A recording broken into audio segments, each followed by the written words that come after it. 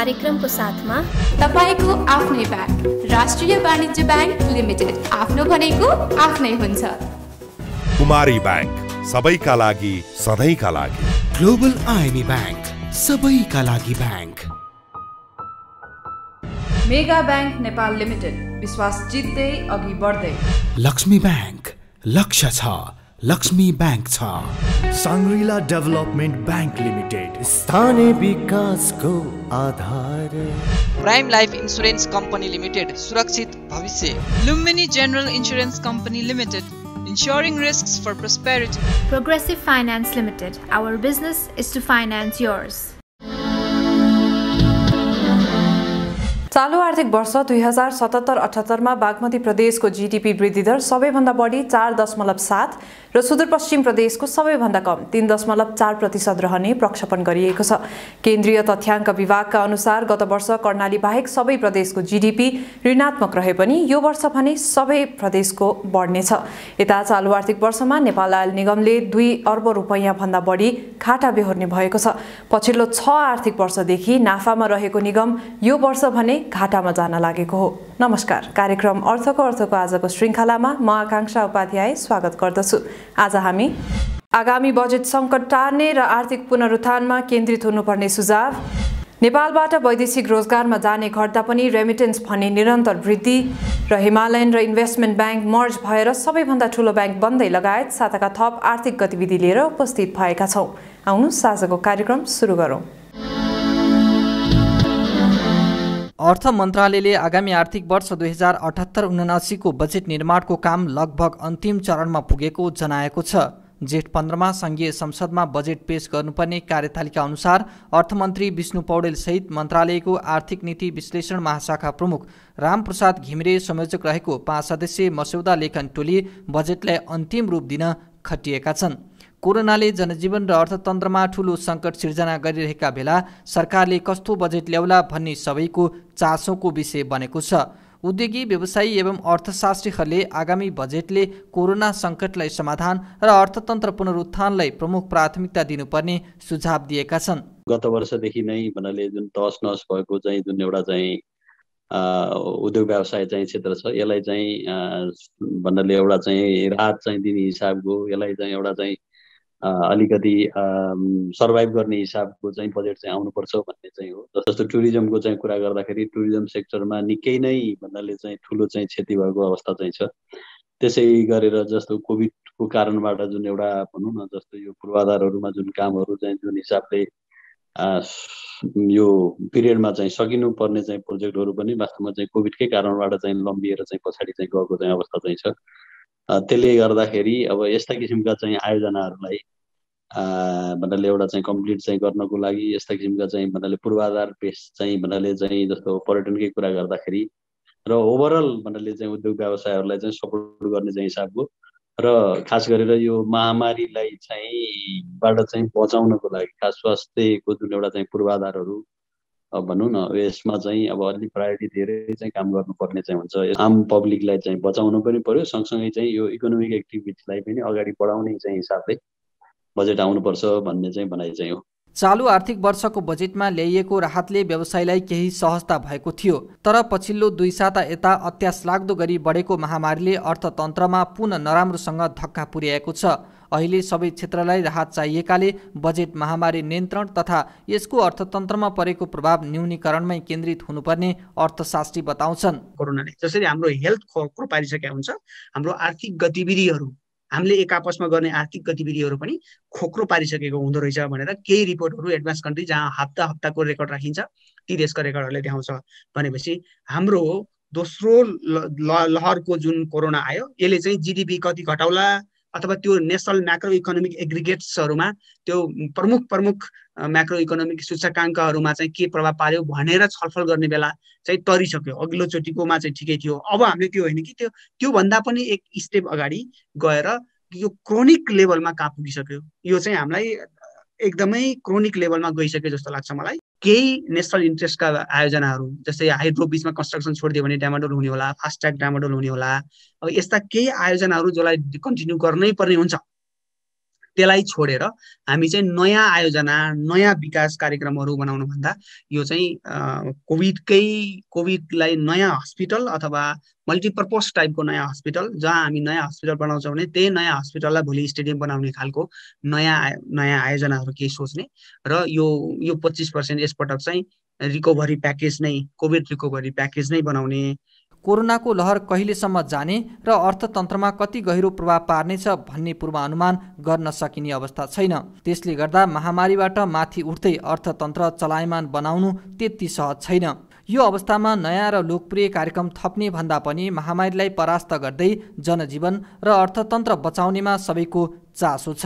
गत वर्षको चाहिँ बजेट पनि वास्तवमा चाहिँ कोरोना महामारीकै बिचमा चाहिँ आएको चाहिँ थियो र कोरोना महामारीको कारणबाट जुन एउटा चाहिँ भन्नाले एउटा भनौँ न तहस नहस भएको अर्थतन्त्रलाई चाहिँ रिभाइभ चाहिँ गर्ने चाहिँ हिसाबले बजेटमा चाहिँ केही कुराहरू चाहिँ बजेट तथा मौद्रिक नीतिमा चाहिँ उद्योग व्यवसायहरूलाई चाहिँ समेट्ने हिसाबको चाहिँ भन्नाले अब आएको कारणबाट केही हदसम्म चाहिँ वास्तवमा चाहिँ यो उद्योग व्यवसायलाई चाहिँ भन्नाले केही मात्रामा चाहिँ राहत चाहिँ भएको भन्नाले चाहिँ महसुस पनि नभएको होइन। पहिला भन्दा पनि अहिलेको चाहिँ कोभिड चाहिँ को जुन यो महामारी एकदमै डरलाग्दो देखिएको छ। त्यसले गर्दाखेरि धेरै नै भन्नाले उद्योग व्यवसाय त एक किसिमले चाहिँ ठप्प जस्तै भएको चाहिँ अवस्था चाहिँ छ। आगामी बजेटबाट सबै क्षेत्रले उचित राहतको अपेक्षा गरेका छन्। सरकारी प्राथमिकता पनि धेरै छ। यो अवस्थामा बजेटको आकार बढाउनु पर्ने बाध्यता छ, तर त्यसका लागि सरकारलाई स्रोतको चाप छ।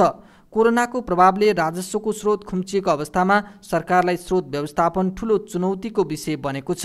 चालु वर्षकै लागि सरकारले 14 खर्ब 74 अर्ब रुपियाँको बजेट ल्याएको थियो। सहनै नसक्ने गरी इन्फ्लेसन हुने गरी चाहिँ बढाउनु भएन, डबलै गर्ने गरी ट्रिपल गर्ने गरी भएन र थोरै अलिकति लेभलको बढेको इन्फ्लेसन चाहिँ क्यापिटल फर्मेटिभ हुन्छ भनेको पुँजी निर्माण गर्छ। अलिकति मूल्य वृद्धिले पुँजी निर्माण गर्छ भनेको हामीले जति आर्थिक वृद्धि गर्छौँ, आर्थिक वृद्धि हाम्रो सरकारले यसपटक अस्ति भर्खरै आएको रिपोर्ट अनुसार 7% 6 देखि 7% को आर्थिक वृद्धिको टार्गेट गर्ने विचार गरेको सुनिन्छ बाहिर मिडियामा। अस्ति अर्थमन्त्रीज्यूले ल्याउनु भएको सूचना अनुसार यसको मतलब 4 देखि 5% अथवा 6% पनि इन्फ्लेसन भयो भने, मुद्रास्फीति भयो भने त्यो त्यस्तो खालको मुद्रास्फीति पुँजी निर्माण गर्छ, त्यसले चाहिँ क्यापिटल फर्मेसन नै गर्छ। त्यो कारणले इन्फ्लेसनसँग डराएर हामीले साइज अफ द बजेटलाई कटेट गर्ने होइन जस्तो लाग्छ। ठ्याक्कै हामीसँग पैसा छैन भन्नुभन्दा पनि कसरी स्रोत जुटाउने र कसरी कहाँनिर खर्च गर्ने भन्ने कुरा हो बजेट भनेर चाहिँ हामीले लिनुपर्ने हुन्छ। मुलुक कोरोना सङ्कटका बीच गुज्रिरहेका बेला निराश जनजीवनलाई आगामी बजेटले कति उत्साही बनाउला त्यो भने अहिले प्रतीक्षाकै विषय छ। भर्खरै प्रस्तुत गर्यौं बजेट सम्बन्धी सामग्री। अबको पालो ब्रेक।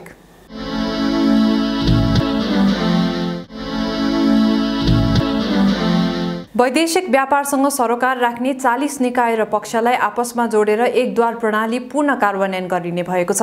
अन्तर्राष्ट्रिय भन्सार दिवसको अवसर पारेर गत माघ 12 गतेदेखि परीक्षणका रूपमा यो प्रणाली कार्यान्वयनमा ल्याइएको छ। त्यस्तै नेपाल राष्ट्र ब्याङ्कका अनुसार चालु आर्थिक वर्षको चैत्रसम्म 89,879 जनाले सहुलियतपूर्ण कर्जा पाएका छन्। उनीहरूले 1 खर्ब 42 अर्ब 2 करोड रुपैयाँ कर्जा पाएका छन्। थप आर्थिक सामग्री सहितको अबको प्रस्तुति बिजनेस राउन्डअप।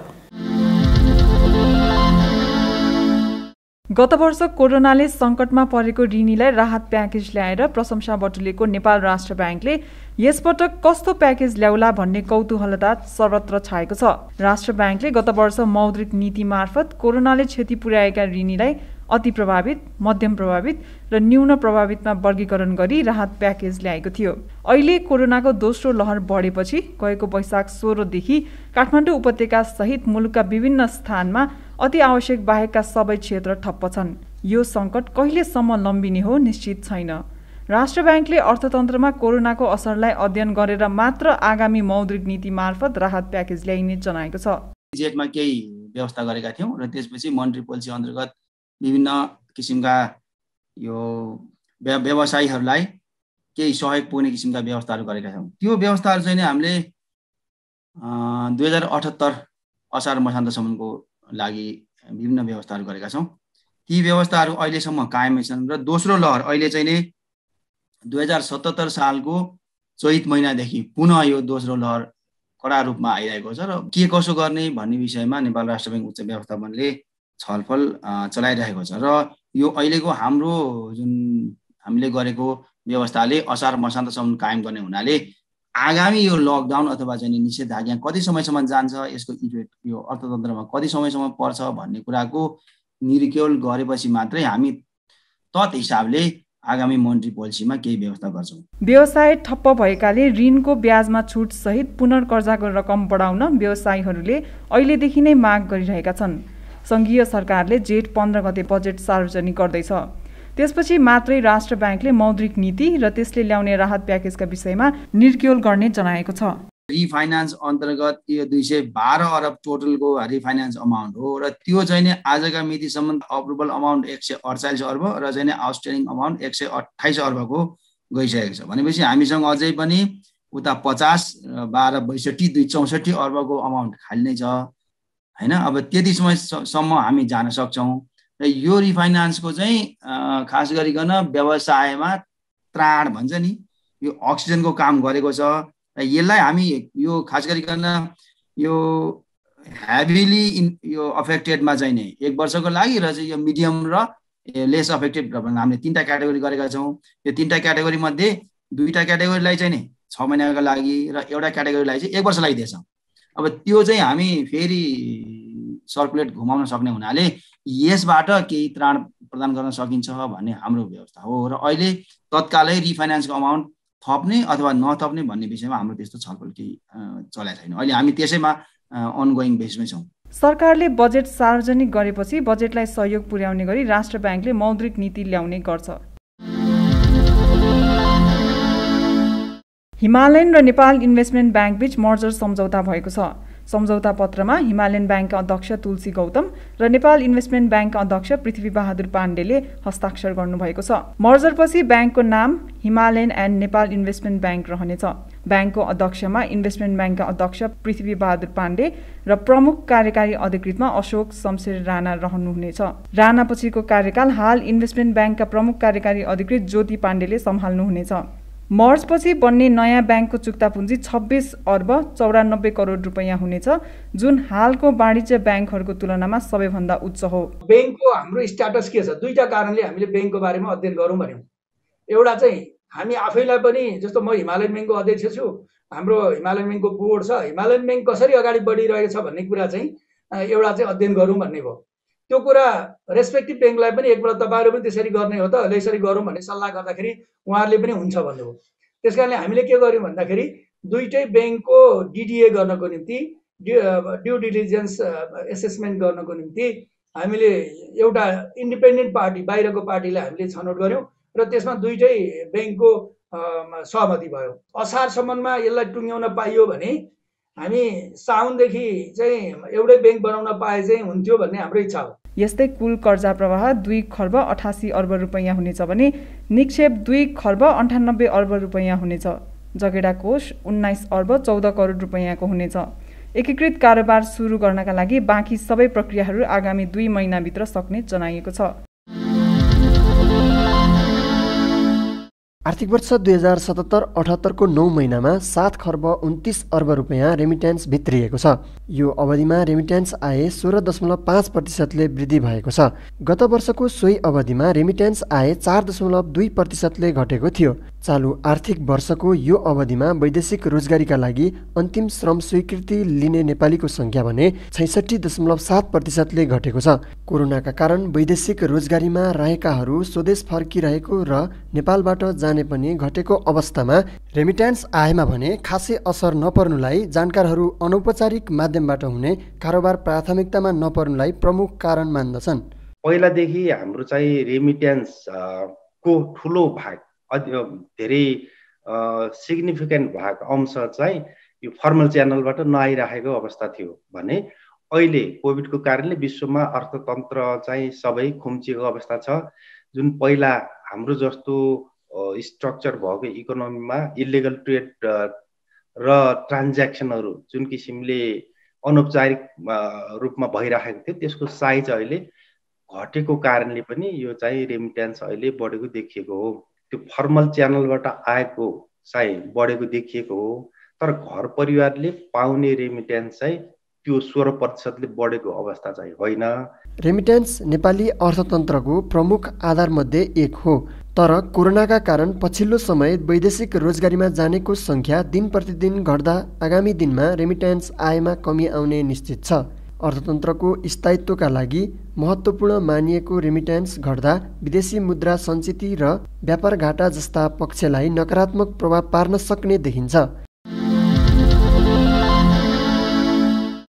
निषेधाज्ञा अवधिमा ब्याङ्कहरूमा भिडभाड बढेपछि ब्याङ्कहरूले गत शुक्रबारबाट अत्यावश्यक 5वटा सेवा मात्र दिइरहेका छन्। कोरोनाको जोखिमलाई मध्यनजर गर्दै ब्याङ्कहरूले खाताबाट नगद झिक्ने, 50,000 रुपियाँ माथि मात्रै खातामा नगद जम्मा गर्ने, रकम स्थानान्तरण, विप्रेषण, भुक्तानी र अन्तर्राष्ट्रिय व्यापार सम्बन्धी सेवा मात्रै दिइरहेका छन्। निषेधाज्ञा अवस्थानीय स्तरहरूमा चाहिँ लगाइरहेको अवस्थाहरू छ।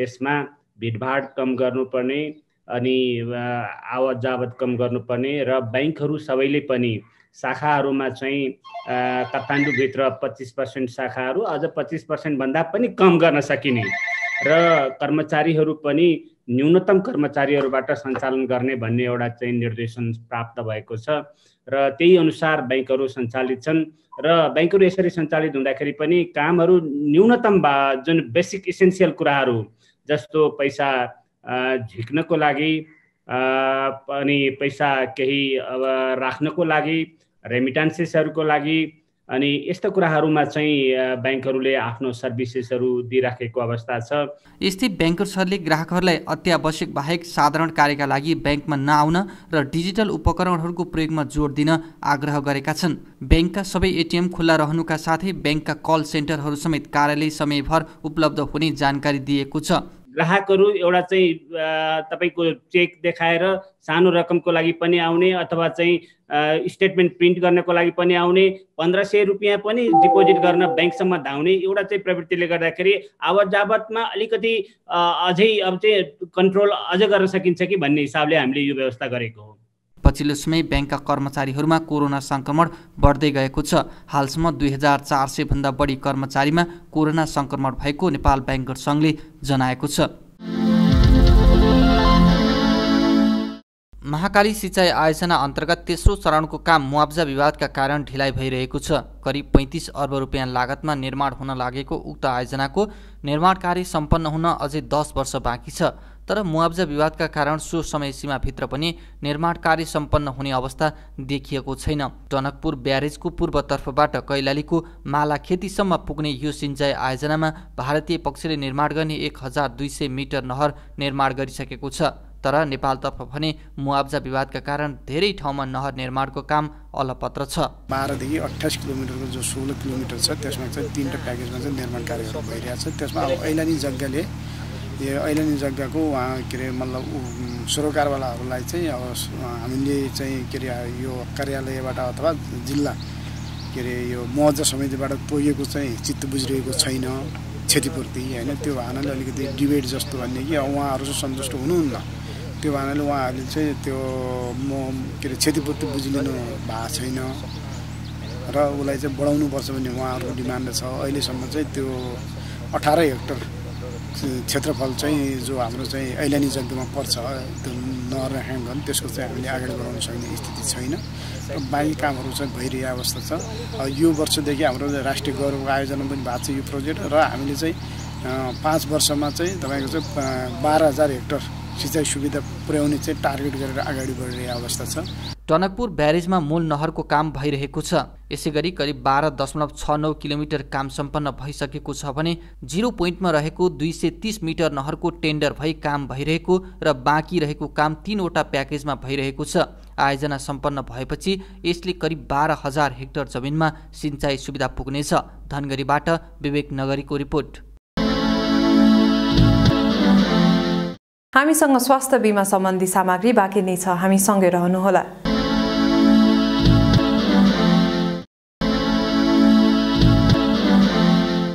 गण्डकी प्रदेशका 5 लाख नागरिकले स्वास्थ्य बीमा गराएका छन्। प्रदेश सरकारले 3 वर्षभित्र सबै नागरिकलाई बीमामा आबद्ध गर्ने लक्ष्य राखेको छ। एक सामग्री।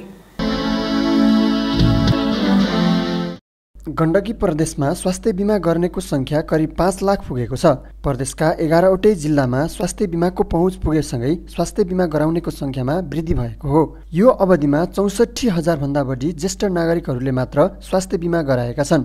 अहिले गण्डकी प्रदेशमा हालसम्म हाम्रो सिस्टममा हामी insurance management information system IMIS भन्छौँ, यसमा यो 78 सालको वैशाख 30 गतेसम्म करिब 4,90,000 भनेको करिब 5 लाख चाहिँ स्वास्थ्य बिमा कार्यक्रममा चाहिँ प्रविष्ट भइसकेका छन्। यसलाई हामीले अहिले यो पछिल्लो समयमा यसको अलिकति महत्त्व पनि बढ्दै गएको छ।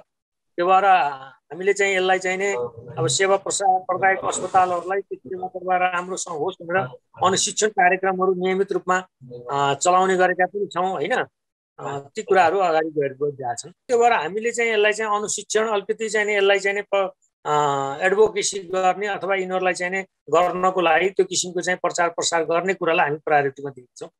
गण्डकी प्रदेशले सबै जिल्लाका स्वास्थ्य संस्थालाई सरकारले सञ्चालन गरेको स्वास्थ्य बिमा गराउनेहरूलाई सहज रूपमा सेवा दिन भनेको छ। ती स्वास्थ्य संस्थाबाट बिमितले सहज रूपमा सेवा लिन सक्ने मन्त्रालयले जनाएको छ।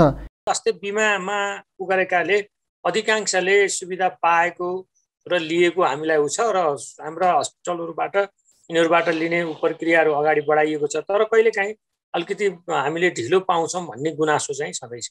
अब 11वटै जिल्लामा हामीले चाहिँ केन्द्रहरू तोकेका छौँ। कहिलेकाहीँ छिटपुट रूपमा चाहिँ गुनासाहरू आउने गरेका त छन्, तर पनि हामीले हाम्रा अस्पतालहरूलाई हाम्रा ती केन्द्रहरूलाई सरल रूपले सेवा प्रवाह गर्नलाई हामीले अनुरोध गरिरहेका छौँ र त्यस्तो काहीँ कतै असहज भएको भए हामी सहजीकरण गर्दैछौँ। यसलाई एउटा चाहिँ नि स्वास्थ्य बिमाको दायरामा धेरै समेट्ने कुराहरू एउटा हो। यसलाई पनि हामी प्रायोरिटी बेसमै अगाडि बढाएका छौँ। अर्को चाहिँ दायरामा आइसकेकालाई चाहिँ सुलभ रूपले चाहिँ नि सरल तरिकाले उनीहरूलाई चाहिँ नि सेवा प्रवाह गर्ने कुरा हो। यी दुईटैलाई हामी सँगसँगै अगाडि बढाउन खोजिरहेका छौँ र बढाइरहेका छौँ। त्यस्तै पछिल्लो समय कोरोना भाइरसको जोखिम बढ्दै गएकाले पनि स्वास्थ्य बिमाको महत्त्व बढ्दै गएको बताइएको छ।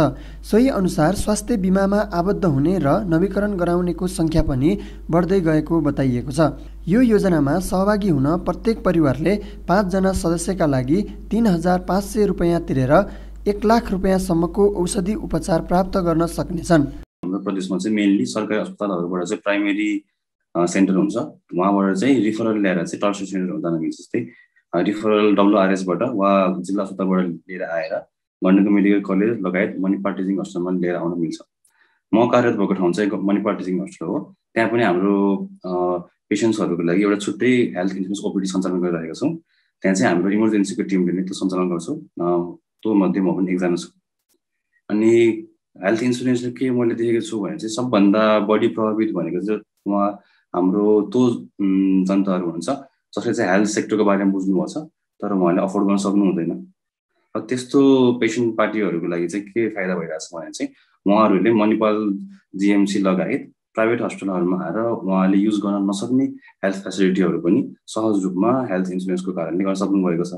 स्वास्थ्य बिमा पनि राज्यको नीति नियमअनुसार पोलिसी राम्रो हो, तर जनताले सेवा सुविधा लिने क्रममा यसको जुन छिटो छरितो र पारदर्शिता ढङ्गले अगाडि जानुपर्ने थियो त्यो नभएको जनताको गुनासो सुन्नमा आएको छ। सरकारले ल्याएको पोलिसी चाहिँ एकदम राम्रो छ। यो सरकारको कार्यान्वयन चाहिँ अलिकति कमजोर र फितलो देखिएको हामीले अनुभव गरिरहेका छौँ। औषधि लिन जाने क्रममा पनि कतिपयको औषधिहरू छैन, सिद्धिएको छ भन्ने कुरा छ। बिरामी एउटा एकदम सिरियस कन्डिसनमा छ, यता चाहिँ औषधि छैन भनेर त्यो बिरामी कुरुवाहरूलाई चाहिँ एकदम बाहिर जानुपर्ने कन्डिसन छ। आजभन्दा 5 वर्ष अघि कैलालीबाट यो बिमा सुरु भएको थियो। गण्डकी प्रदेश सरकारले चालु वर्षको बजेट मार्फत आगामी 3 वर्षभित्रमा सबै नागरिकलाई बिमामा आबद्ध गर्ने लक्ष्य राखेको छ। यी थिए आजका प्रस्तुतिहरू। थप आर्थिक गतिविधिका लागि हाम्रो अफिसियल वेबसाइट www.arthakwarta.com लगइन गर्न सक्नुहुनेछ। आजको निर्धारित समय सकिएको छ। म लगायत सम्पूर्ण युनिटलाई बिदा दिनुहोस्। नमस्कार। यस कार्यक्रमको साथमा तपाईको आफ्नै ब्याङ्क राष्ट्रिय वाणिज्य ब्याङ्क लिमिटेड। आफ्नो भनेको आफ्नै हुन्छ। कुमारी ब्याङ्क सबैका लागि सधैँका लागि। ग्लोबल IME ब्याङ्क सबैका लागि bank. Mega bank Nepal limited विश्वास जित्दै अघि बढ्दै। लक्ष्मी ब्याङ्क लक्ष्य छ, लक्ष्मी बैंक छ। साङ्ग्रिला डेभलपमेन्ट बैंक लिमिटेड, स्थानीय विकासको आधार। Prime life insurance company limited, सुरक्षित भविष्य। Lumbini general insurance company limited, ensuring risks for prosperity. Progressive Finance Limited. Our business is to finance yours.